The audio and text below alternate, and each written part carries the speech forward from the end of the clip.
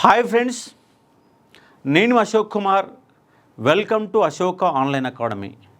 Telangana public service commission ఒక రాజ్యాంగబద్ధ సంస్థ. కానీ రాజ్యాంగబద్ధ సంస్థ ఫీజుల దోపిడీకి, ఫీజుల దందాకు తెరలేపింది. ఒక ప్రభుత్వ సంస్థ అన్న విషయం కూడా మర్చిపోయి ప్రైవేటు వాళ్ళకంటే కూడా ఎక్కువ వసూలు చేస్తూ ఉంది. దేశంలో కూడా ఎక్కడ లేని విధంగా, దేశంలో 28 రాష్ట్రాలు ఉంటే ఏ పబ్లిక్ సర్వీస్ కమిషన్ కూడా వసూలు చేయని విధంగా ఫీజుల దందాకు తెరలేపింది. కేరళ పబ్లిక్ సర్వీస్ కమిషన్ రూపాయి కూడా తీసుకోకుండా ఎగ్జామ్స్ నిర్వహిస్తుంటే తెలంగాణ పబ్లిక్ సర్వీస్ కమిషన్ మాత్రము ఒక్కొక్క అప్లికేషన్లకి 1000 రూపాయలు వసూలు చేస్తుంది. దేశంలో జీడిపిలో అత్యధికంగా ఉన్న తెలంగాణ రాష్ట్రంలో నిరుపేద విద్యార్థుల నుంచి మాత్రము 100 కోట్ల రూపాయలు వసూలు చేయడానికి రంగం సిద్ధం చేసింది. Already assistant scientist, grade 2 analyst సంబంధించిన నోటిఫికేషన్ 20 ఉద్యోగాలు పడితే ఆ 20 ఉద్యోగాలకు ఎంత లేదన్నా 20,000 మంది రాస్తారు. 20,000 మందికి వెళ్ళి మనిషికి 1000 రూపాయల లెక్కన ముక్కుపిండి వసూలు చేస్తున్నది ఆన్లైన్ ఎగ్జామ్ పేరుతోటి.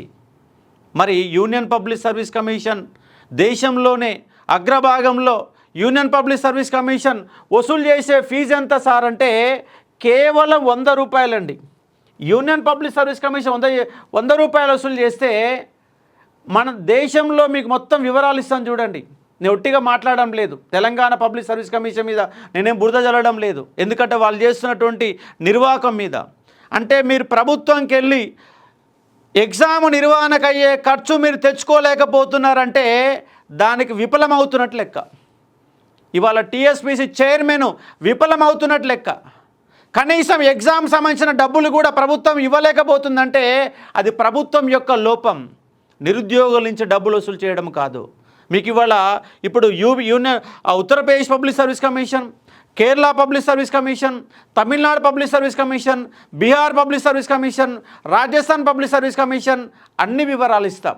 దేశంలో 28 రాష్ట్రాలలో ఎక్కడ లేని విధంగా ఒక్క తెలంగాణ పబ్లిక్ సర్వీస్ కమిషనే 1000 రూపాయల అప్లికేషన్ వసూలు చేస్తున్నది. సివిల్స్ దేశంలో దానికి మించినటువంటి పెద్ద ఉద్యోగం ఐఏఎస్ ఐపీఎస్ కంటే పెద్ద ఉద్యోగం లేదు. యూనియన్ పబ్లిక్ సర్వీస్ కమిషన్ వసూలు చేసే ఎంత సార్ అంటే కేవలం 100 రూపాయలే. ఫిలిమ్స్, మెయిన్స్, ఇంటర్వ్యూ అంతా కలిపి. దాంట్లో మళ్ళీ ఎస్సీలకు, ఎస్టీలకు, హ్యాండిక్యాప్డ్ వాళ్ళకి, ఫిమేల్కి మొత్తం కూడా ఫ్రీ, అప్లికేషన్ ఫీజే ఉండదు. మరి యూనియన్ పబ్లిక్ సర్వీస్ కమిషన్ కేంద్రానికి సంబంధించినటువంటి నియమాలన్నీ పాటిస్తున్నాం. యూనియన్ పబ్లిక్ సర్వీస్ కమిషన్ ద్వారా అవినీతికి ఆస్కారం లేకుండా మేము ఎగ్జాములు పెడుతున్నామని బిల్డప్ కొట్టేయడం తెలంగాణ పబ్లిక్ సర్వీస్ కమిషన్ నిన్న గ్రేడ్ 2 ఎనలిస్ట్ సంబంధించినటువంటి ఫీజు ఎంత వసూలు చేసేసారంటే 1000 రూపాయలు వసూలు చేసింది. దాంతోపాటు 80 రూపాయలు మళ్ళీ అదనంగా వసూలు చేస్తున్నది. మళ్ళీ మన ఆన్లైన్లో అప్లికేషన్ చేసుకున్నట్టు అక్కడ ఇంటర్నెట్కి పోతే మళ్ళీ 100 రూపాయలు, 150 రూపాయలు ఖర్చు అవుతుంది. ఒక్క అప్లికేషన్కి 1200 రూపాయలు ఖర్చు అవుతున్నది తెలంగాణ పబ్లిక్ సర్వీస్ ఎగ్జామ్ రాయాలంటే. మరి ఇది ఫీజుల దోపిడీ కాదా? ఇది ఫీజుల దందా కాదా? Not only Telangana public service అని కాదు, TSL, PRB, constable, SI exam నిర్వహించే పోలీస్ రిక్రూట్మెంట్ బోర్డు కూడా ఒక కానిస్టేబుల్కి 800 రూపాయలు తీసుకుంటుంది. ఒక ఎస్ఐ ఉద్యోగానికి 1000 రూపాయలు తీసుకుంటుంది. ఒక కానిస్టేబుల్లో ఫైర్కి వేరే అప్లై చేసుకోవాలా, ఏఆర్కి అప్లై చేసుకోవాలా, సివిల్కి అప్లై చేసుకోవాలా, ఇట్లా అప్లికేషన్ల పేరుతో పోలీసు రిక్రూట్మెంట్ బోర్డు కూడా 1000 కోట్ల రూపాయలు వసూలు చేస్తుంది. ఏం ప్రభుత్వం విద్యా వ్యవస్థకు నిధులు ఇవ్వదా? అంటే ఇక్కడ బోర్డు చైర్మన్ల యొక్క చేతగాని తనం వల్లనే విద్యార్థులకు వెళ్ళి బలవంతంగా 100 కోట్ల రూపాయలు వసూలు చేస్తున్న అంశాన్ని ఇక్కడ అర్థం చేసుకోవాలా. దీనిపైన ప్రతి విద్యార్థి ఖచ్చితంగా కామెంట్ పెట్టండి.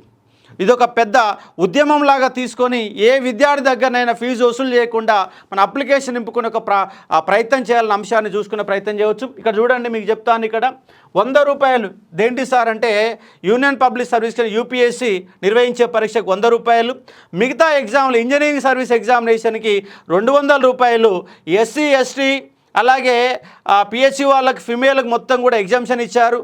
మన పక్క రాష్ట్రం అయినటువంటి ఏపీలో కూడా చూడండి, మన పక్క రాష్ట్రం అనే ఏపీలో కూడా మీకు లెక్కలు చూపిస్తాను చూడండి. ఏపీపీఎస్లో ఎంత ఉంది sir fee? 250 processing fee plus 120 మొత్తం కలిపితే 370. గ్రూప్ 2 ఫిలిమ్స్ అండ్ మెయిన్స్ కలిపితే 330 రూపాయలు, అలాగే 200 స్క్రీన్ టెస్ట్ సంబంధించి 250, అంత కలిపినా కూడా 250 నుంచి 370 రూపాయలు మించలేదు. కానీ మనం మాత్రం తెలంగాణలో మాత్రము ఎంత సార్ అంటే దాదాపుగా 1100 రూపాయలు చెల్లిస్తూ ఉన్నాం. ఇక్కడ చూడండి, ఇదేంటిది? Karnataka public service commission. Karnataka public service కమిషన్లో Karnataka administrative service KS gazetted probations group 2 A and B prelims and mains కలిపితే 600 రూపాయలు అయితే, రిజర్వ్డ్ కేటగిరీలు అనే వాళ్ళకి SC STలు అనే వాళ్ళకి ఎలాంటి ఫీజు లేదు. వాళ్ళకేం ఫ్రీ ఫీజు 300 రూపాయలు కడుతూ ఉన్నారు. మామూలుగా జనరల్గా 600 అయితే వాళ్ళు 300 రూపాయలే కడుతున్నారు. అంటే కర్ణాటక పబ్లిక్ సర్వీస్కి ఎక్కువ ఫీజు ఉన్నది, దానికి మించి మనవులు డబ్బులు వసూలు చేస్తున్నారు. కర్ణాటకలోనే హైయెస్ట్ ఉందంటే దానికి డబ్బులు వసూలు చేస్తున్న రాష్ట్రం ఏంటి సార్ అంటే తెలంగాణ రాష్ట్రం. ఇక కేరళలో అయితే ₹1 లేదు సార్. కేరళలో ₹1 కూడా కట్టడం లేదు. వాళ్ళు ఫ్రీగా అప్లికేషన్ తీసుకొని ఎగ్జామ్ పెడుతున్నారు. తమిళనాడు చూడండి, తమిళనాడు పబ్లిక్ సర్వీస్ కమిషన్ యొక్క ఫీజు కనుక చూస్తే ఎంత సార్ అంటే ₹300 మాత్రమే ఉంది. ఫిలిమ్స్ మెయిన్స్ ఇంటరు మొత్తం కలిపితే ₹300 ఉన్నది. రిజర్వ్డ్ కేటగిరీకి కన్సెషన్ అవైలబుల్ అని చెప్పేసి దాంట్లో ఇచ్చారు. వాళ్ళకు దాంట్లో తక్కువ కన్సెషన్ ఇస్తున్న సందర్భాన్ని అర్థం చేసుకోవాలా. ఇక్కడ చూడండి, ₹100, 300, 150, 300, 450, హైయెస్ట్ ₹500 దేని తీసుకుంటున్నారు సార్ అంటే సివిల్ జడ్జి రిక్రూట్మెంట్. ఒక జడ్జి రిక్రూట్మెంట్ మాత్రమే ₹500 ఉంది. వాళ్ళకు SC STలో వాళ్ళ కన్సెషన్ ఇస్తున్న సందర్భాన్ని అర్థం చేసుకోవచ్చు. అలాగే ఇక్కడ చూడండి, Bihar public service commission. Bihar public service commission కూడా ₹600 వసూలు చేస్తే రిజర్వ్డ్ క్యాండిడేట్కి ₹150 మాత్రం వసూలు చేస్తుంది. కానీ మన దగ్గర ₹1000 జనరల్ కేటగిరీకి ఉంటే ₹500 SC STలకి వసూలు చేస్తున్న అంశానికి అర్థం చేసుకోవచ్చు. బీసీలకు సేమ్ ₹1000 ఉన్న అంశాన్ని చూసుకోవచ్చు. Uttar Pradesh public service commission. Uttar Pradesh public service ఎంత ఉంది సార్ అంటే combined state upper subordinate service సంబంధించి ₹125, మొత్తంగా ₹125 ఉంది. దాంట్లో సగం SC ST వాళ్ళకి కేవలం ₹65. ఉత్తరప్రదేశ్ అయితే కమిషన్ అయితే ₹125 మాత్రమే. Assistant consultant of the forest range forest ఆఫీసర్కి ₹125, ₹225 మన అసిస్టెంట్ ఇంజనీర్కి మాత్రం ₹225. ఇదే హైయెస్ట్ ఫీజుగా మనకు కనబడతా ఉంది. ఇది హైయెస్ట్ ఉత్తరప్రదేశ్లో ఉంది.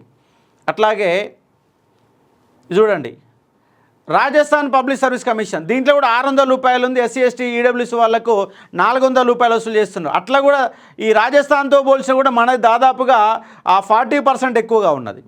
నెక్స్ట్ చూపిస్తాను, కేరళ చూడండి. Kerala public service exams. ఈ కేరళ పబ్లిక్ సర్వీస్ కమిషన్లో ఎలాంటి ఫీజులు లేవు సార్, జీరో, నో ఫీ. చూడండి, usually no application fee, no fee. కేరళలో విద్యార్థికి వెళ్ళి ₹1 కూడా తీసుకోకుండా ఎగ్జాములు నిర్వహిస్తుంటే మిగతా పబ్లిక్ సర్వీస్ కమిషన్లలో 200, 250, హైయెస్ట్ ₹600 వరకు వసూలు చేస్తుంటే తెలంగాణ పబ్లిక్ సర్వీస్ కమిషన్ మాత్రము ఎంత సార్ అంటే ₹1000. మళ్ళీ ఎగ్జామ్ ఫీజు పేరుతో మళ్ళీ ₹80 ఈ మొత్తం కూడా వసూలు చేసిన అంశాన్ని ఇక్కడ అర్థం చేసుకోవాలా. ఇక్కడ ఫీజుల దందాకు తెరలేపిన తెలంగాణ పబ్లిక్ సర్వీస్ కమిషన్. కాబట్టి నేనేం డిమాండ్ చేస్తున్నానంటే నిన్న అప్లై చేసినటువంటి ఎనలిస్ట్ గ్రేడ్ సంబంధించి అప్లికేషన్ ఫీజు మీరు ఇంతకుముందు గతంలో ఉన్నటువంటి ₹200 తీసుకొని మిగతా ₹800 ఫీజు మొత్తం కూడా రిటర్న్ ఇవ్వాల్సిన అవసరం ఉంది. అలాగే రాబోయే ఎగ్జామ్లో కనుక మీరు ఇదే విధంగా ఫీజులు కనుక పెడితే కంపల్సరీగా మీ తెలంగాణ పబ్లిక్ సర్వీస్ కమిషన్ని ముట్టడి చేస్తాం.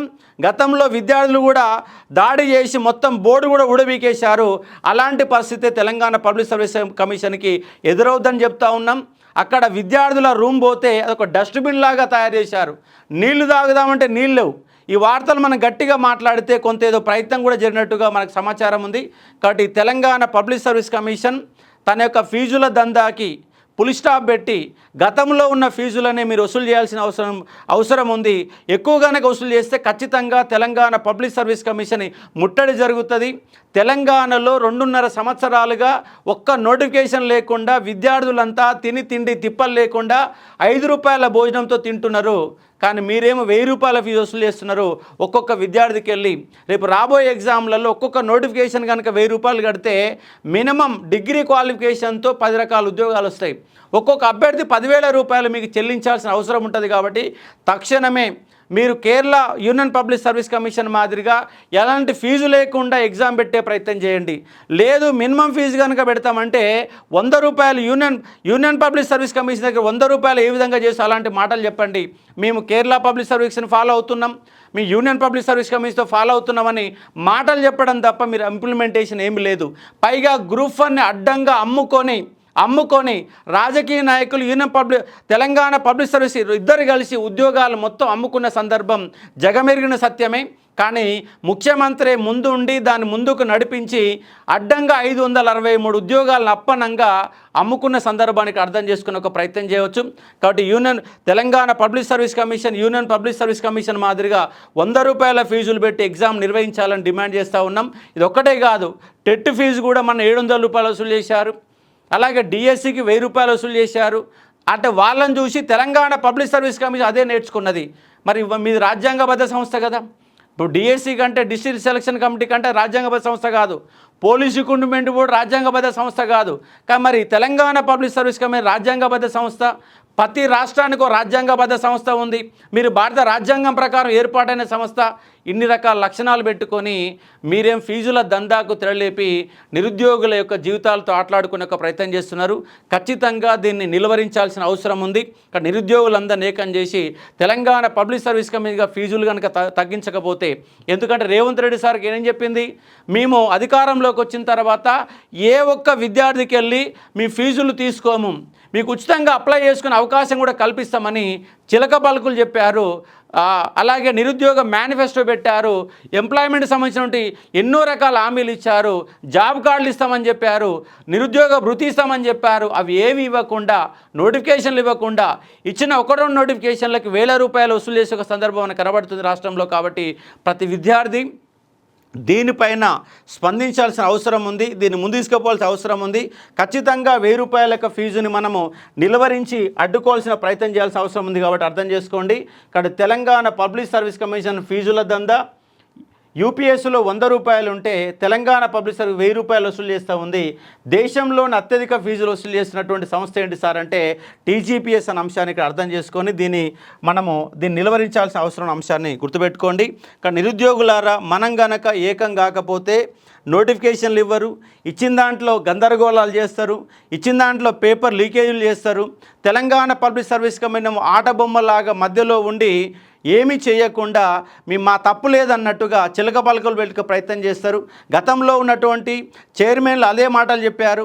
ఇవాళ నేను ఏదో ఉద్ధరిస్తానని చెప్పేసి తెలంగాణ పబ్లిక్ సర్వీస్ కమిషన్లో ఉన్న చైర్మన్ కూడా ఏమీ చేయకుండా, కనీసం ప్రకటనలు కూడా చేయకుండా, కనీసం విద్యార్థులతో కలవకుండా, మాట్లాడకుండా ఇష్టారాజ్యంగా వ్యవహరిస్తున్న సందర్భం తెలంగాణ పబ్లిక్ సర్వీస్ కమిషన్ కనబడుతుంది. కాబట్టి విద్యార్థులకు నష్టం చేసే విధంగా మీరు కనుక వ్యవహరిస్తే ముందు ఇబ్బందికరమైన పరిస్థితులు. ఆల్రెడీ తెలంగాణ పబ్లిక్ సర్వీస్ కంప్లీట్గా నమ్మకాన్ని కోల్పోయింది.